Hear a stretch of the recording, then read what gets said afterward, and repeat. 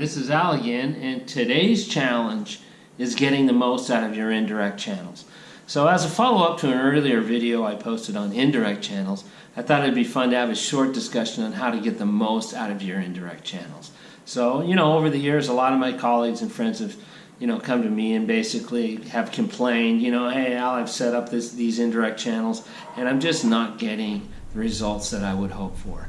And why might that be? And usually I'll kind of flip that around and I'll ask them, well, what are you doing to support the channel? Are you really putting your effort into making that channel work? And that usually starts a big discussion about how to really maximize these indirect channels. So if you want to summarize the problem, I think in one word, it's really trust. Is there trust between the supplier and the distributor or the indirect channel? So if we look at if we use the case of a distributor as an example, what you'll find is in many cases there will be slightly different goals and objectives between these two parties. And to the degree that there's not openness and trust, that can lead to a lot of disagreements and in many cases can be a breakdown in the relationship. So if we think about the supplier, what does the supplier really want out of these indirect channels? Typically, they want to expand their sales footprint. So the whole point of most suppliers looking at these types of channels is to, increase their sales, and to do that by basically using the distributor sales force as a multiplier in terms of a sales force. They also very much want attention. They know that the distributor carries, usually a very large line card. They want to make sure that they're getting some focus and attention.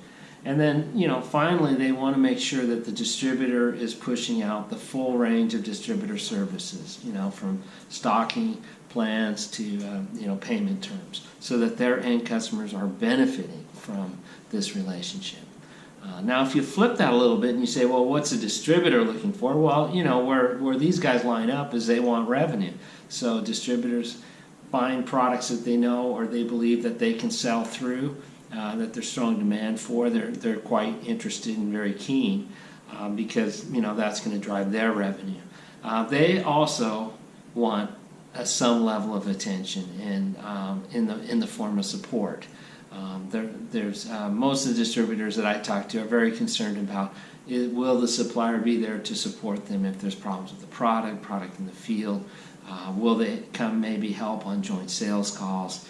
Technical support, those types of issues are quite important. And then finally, they just don't want to be middled. They don't want a situation where they create demand, they put a bunch of effort into creating demand for a product and then have the supplier or manufacturer take that business direct.